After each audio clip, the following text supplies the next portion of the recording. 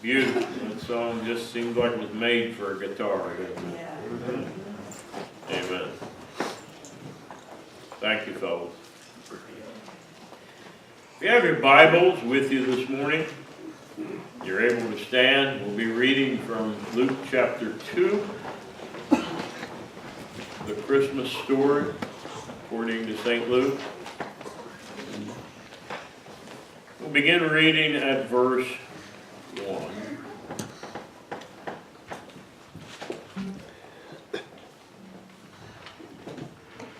And it came to pass in those days that there went out a decree from Caesar Augustus that all the world should be taxed. And this taxing was first made when Cyrenius was governor of Syria. And all went to be taxed, every one into his own city. And Joseph also went up from Galilee out of the city of Nazareth into Judea, unto the city of David, which is called Bethlehem, because he was of the house and lineage of David, to be taxed with Mary, his espoused wife, being great with child. And so it was that while they were there, the days were accomplished that she should be delivered. And she brought forth her firstborn son, and wrapped him in swaddling clothes, and laid him in a manger, because there was no room for them in the inn. And there were in the same country shepherds abiding in the field, keeping watch over their flock by night. And lo, the angel of the Lord came upon them, and the glory of the Lord shone round about them. And they were sore afraid. And the angel said unto them, Fear not, for behold, I bring you good tidings of great joy, which shall be to all people. For unto you is born this day in the city of David a Savior, which is Christ the Lord. And this shall be a sign unto you. You shall find the babe wrapped in swaddling clothes, lying in a manger. And suddenly there was with the angel a multitude of the heavenly host, praising God and saying, Glory to God in the highest, and on earth peace, goodwill toward men. And it came to pass, as the angels were gone away from them into heaven, the shepherds said one to another, Let us now go even unto Bethlehem, and see this thing which is come to pass, which the Lord hath made known unto us. May God add his blessing to the reading of his word. Bow your heads for a moment, please. Thank you, Lord, for your word. We ask you'll bless it and open our minds to what you would want us to hear this morning. And we'll thank you for it. Amen. You may be seated.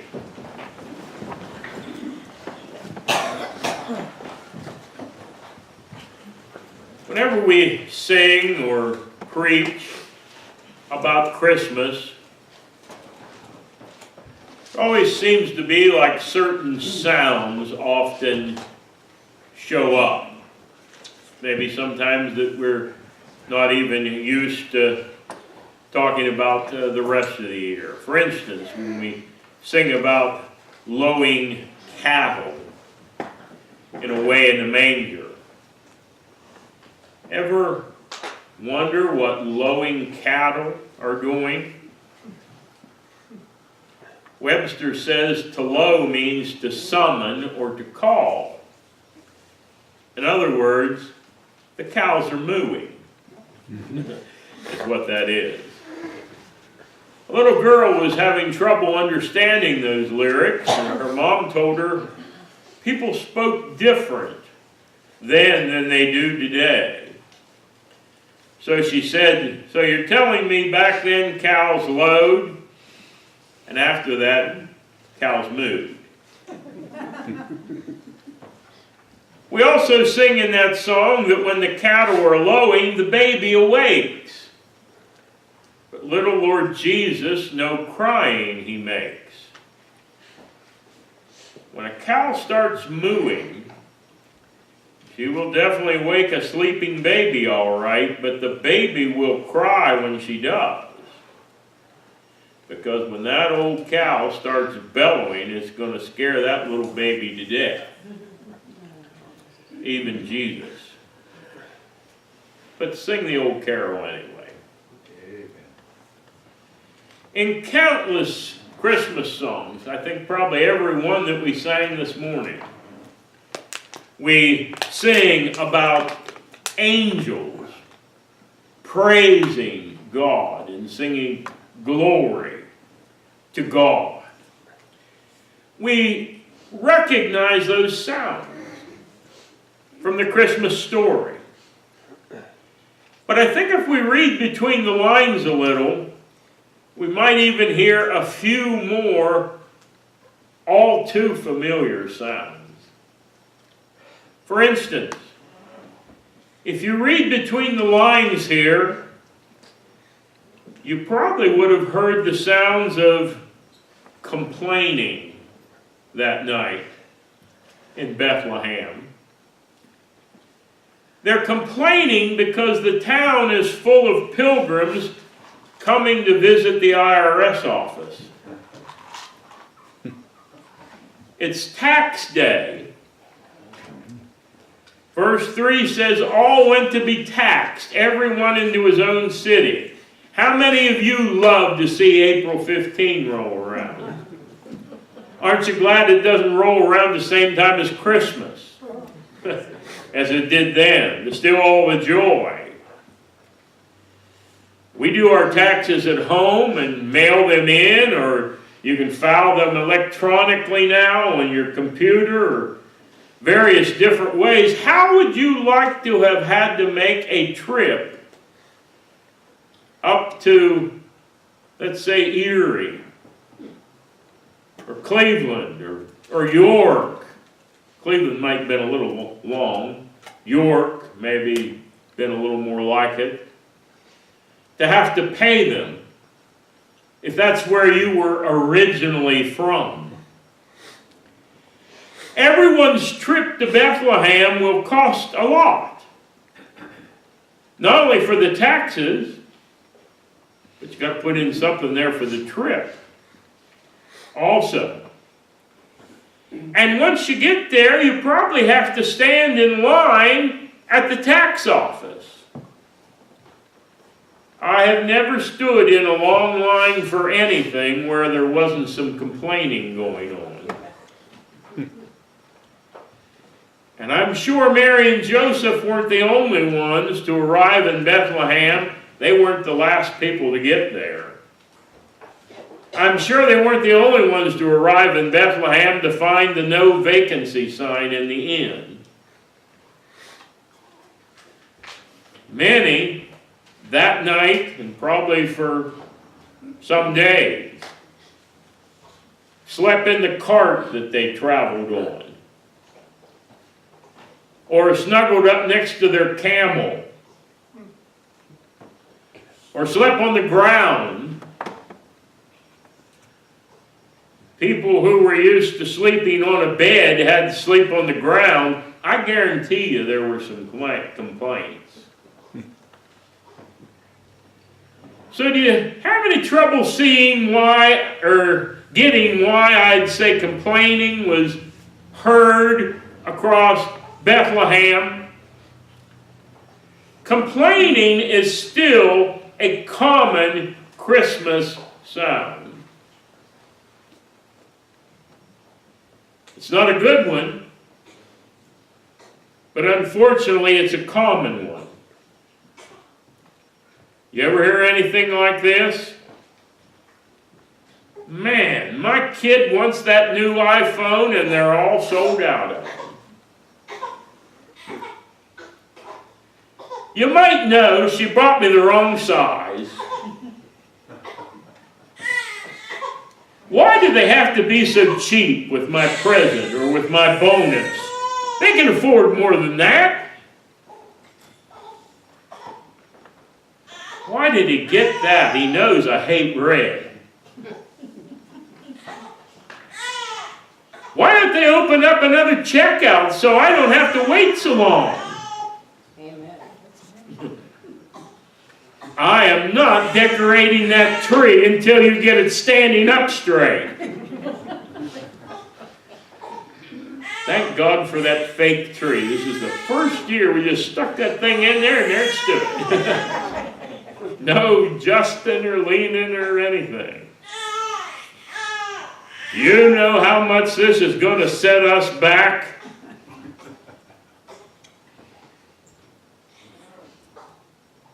Complaining is an all too common Christmas sound. And let me just say to you, if any of that sounds a little too familiar, get on your knees and repent, because if you celebrate Christmas complaining, you missed the whole meaning of it. That's right, amen. I think one of the most miserable jobs you could find would be working at the service desk at Walmart next week. Oh, yeah. After Christmas, when all the returns start coming back. I suspect after 8 hours of that, you will be so sick of hearing complaints that you probably wouldn't know what to do with yourself. Yes, I believe complaining was heard the night of the first Advent for all the reasons I told you about. Just like it is being heard once again in 2018. I believe another familiar Christmas sound is found in verse 7. There the innkeeper says, "Sorry, but there's no room for you." Now that's a very familiar sound to Jesus. It's the sound of rejection. In case you don't know, Jesus experiences it all the time. There's never a day goes by, 365 days out of the year, that Jesus doesn't experience the sound of rejection. Rehoboth Beach, Delaware, just this past week, City Council forced a church to take down their nativity scene.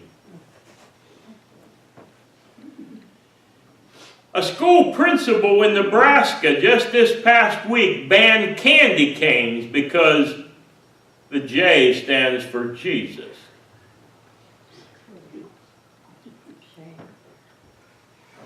I thanked our grandkids' music teacher last week when we went to the Huntington High School to hear their Christmas program. Well, they didn't call it a Christmas program, they called it a winter program.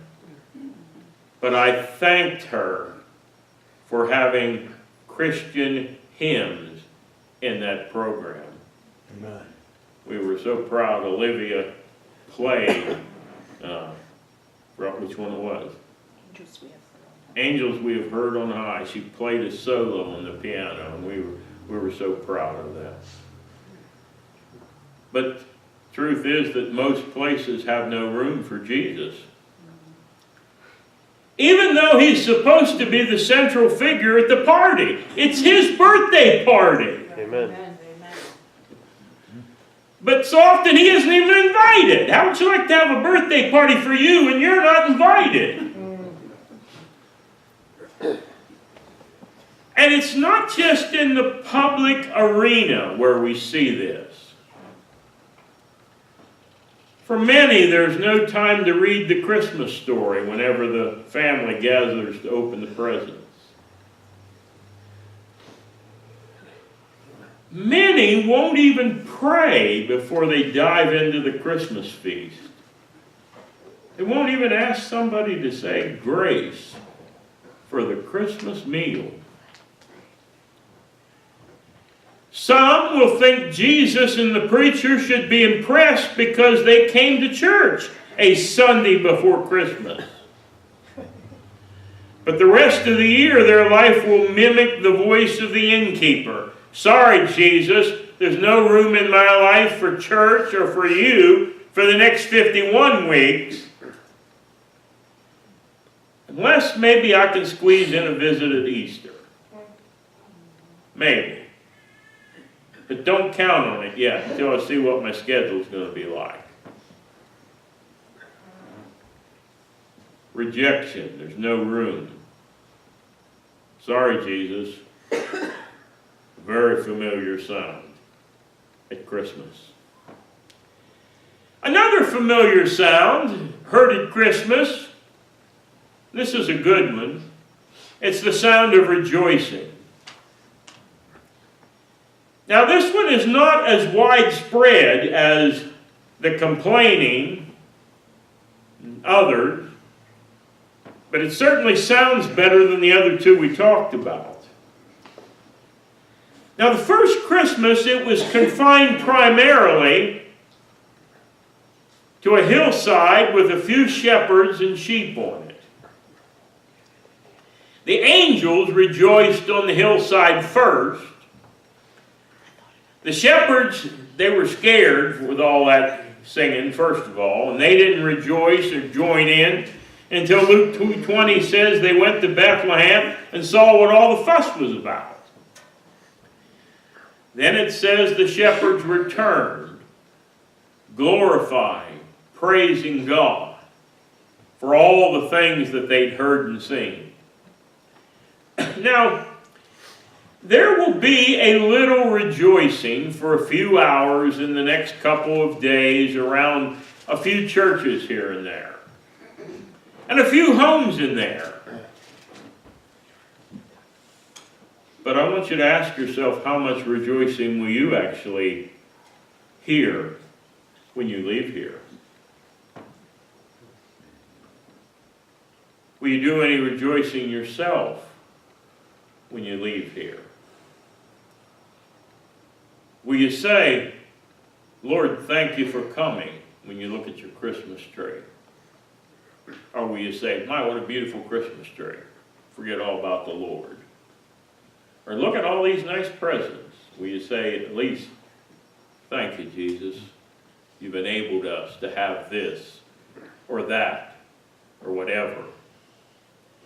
Now, the joy and the rejoicing that I'm talking about is more than just a seasonal song. This is supposed to be the daily experience for the Christian. It's an inward joy that comes when people are truly born again and truly experience Jesus' presence in their life. Excuse me. As the hymn says, it is joy unspeakable and full of glory. It's present even when our body aches. It's present even when we're sorrowful over bad news. It's present when our life takes a serious setback of some sort for whatever reason. This joy gives us something worth rejoicing over no matter what else is going on in our lives. Is that kind of rejoicing going on in your life? Accepting the Savior leads a person to rejoice. If you didn't rejoice in some way when you found Jesus, everybody doesn't have to holler, everybody doesn't have to cry, or whatever, but if you didn't rejoice in some way when you found Jesus, you better go back and find Him again. Amen. Because accepting Him leads a person to rejoice. Amen. You and I need the kind of joy that isn't dependent on what we get for Christmas, or that doesn't fluctuate with our finances. We need joy like the angels had when they announced the birth of the Savior. We need the joy like the shepherds had when they heard the angel's announcement and then found Jesus in the manger in Bethlehem. That kind of joy that I'm talking about can't be worked up. You can't psych yourself up and tell yourself, I need to get happy because it's Christmas. Or anything like that. That kind of joy can only be found from knowing Christ. Amen. And if you don't have that kind of joy I'm talking about, then you probably don't know the Christ I'm talking about either. May rejoicing be a familiar sound around your house this Christmas. Jesus is the answer. He's the only answer. A Sunday school teacher asked her class, what's gray, furry, eats nuts, has 4 legs, and a bushy tail? One kid studied a while and he said, sure sounds like a squirrel, but I'm going to say Jesus. Teacher says, why would you say that? Well, obviously he'd been taught the right stuff. So much so that deep down that kid just knew that whatever the question was, the answer was Jesus. Commend that Sunday school teacher. And when you get down to it, the answer to every human need that people have can be summed up in that one word. Amen. Jesus.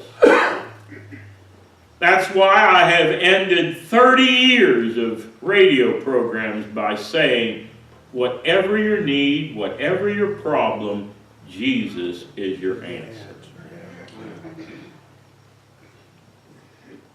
You got it right, kid. Whatever the question is, Jesus is indeed the answer. Now, I don't urge people to accept Jesus just to experience joy and happiness. That motive would be rooted purely in selfishness, although you get it when you do. But you need Jesus because you're lost, and He is the Savior. He'll help you get found. You need Jesus because there's sin in your life. And the most basic law of Scripture is that sin separates you from God. And it will lead you to an eternity in hell, like a fire. So respond to Jesus because He loves you. Joy is a byproduct of accepting Jesus, of whom the angels sang, and for whom the shepherds rejoiced. Now, if the good news is preached, whether it's at Christmas or the 4th of July, many people respond in one of those 3 ways I talked about. Many complain. They complain about the preacher, they complain about the church, they complain about their Sunday school teacher, they even complain about God Himself. Preacher, you take this stuff a little too far. You get on my nerves always harping about how I need to get down to business with God. You and God expect too much from people. And what kind of God sends people to hell? So many complain. Or else they invent their own God and believe that their made-up God sends everyone to heaven, whether they believe or not. Folks, Jesus would not have come to the earth, took on the form of a man in that stable, died on a cross for the sins of the world, if there was no hell to shun, and if the Father was going to take everybody to heaven. All that would have been unnecessary.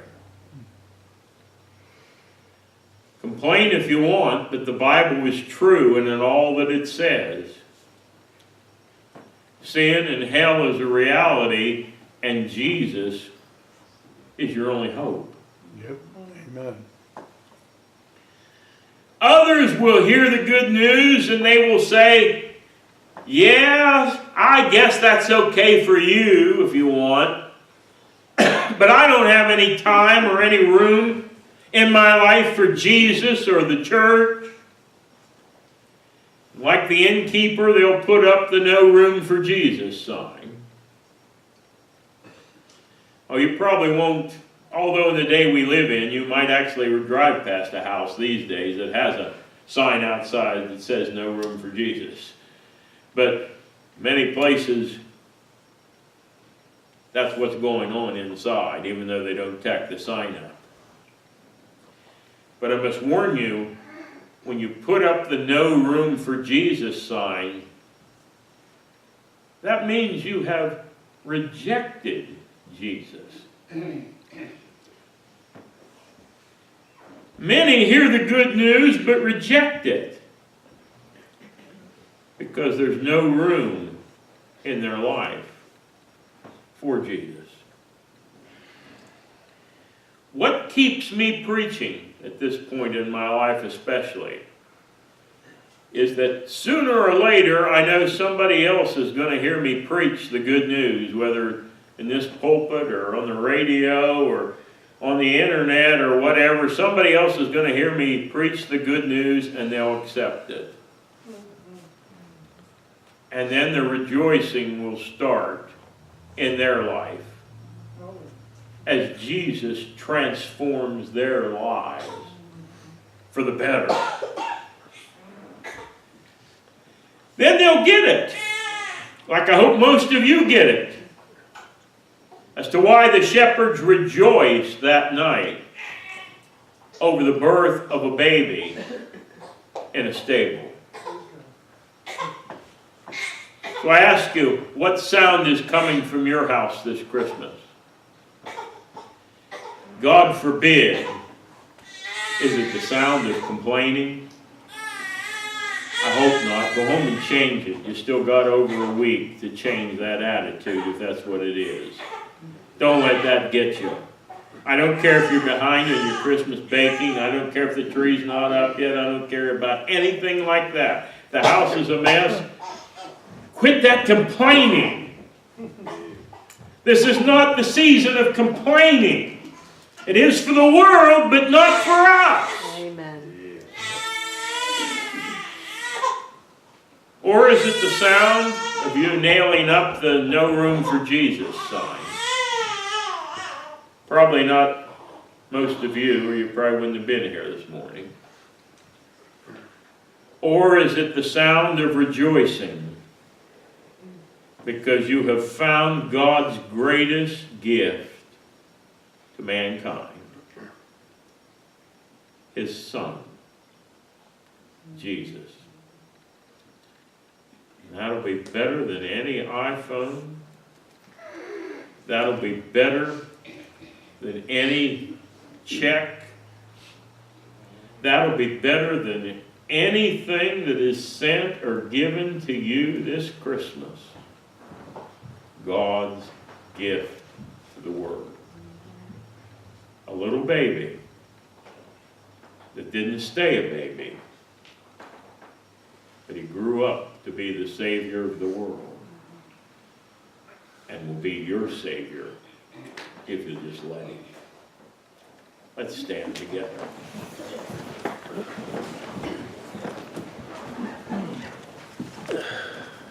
Bow your head.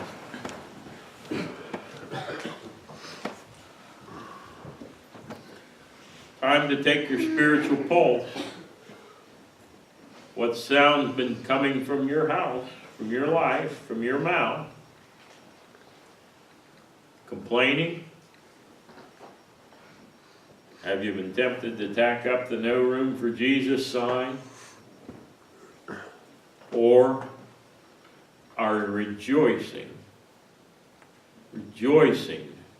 Not just because it's Christmas, but you're rejoicing with the same kind of joy that every child of God should have every day of their life, no matter what's going on in their life. Aren't you glad that rejoicing is possible? It's possible. If that was your family that got the cancer news this week, if it's your family that will lose a loved one in the next few days, if it's your family that will lose the job, or whatever it is, the sound of rejoicing, because Christ is what it's all about and He's in your heart, will keep you going. And it doesn't have to die at your house, no matter what's going on. I hope it's there. Praise the Lord. Let's join together in a closing word of prayer this morning. Lee, would you please dismiss us?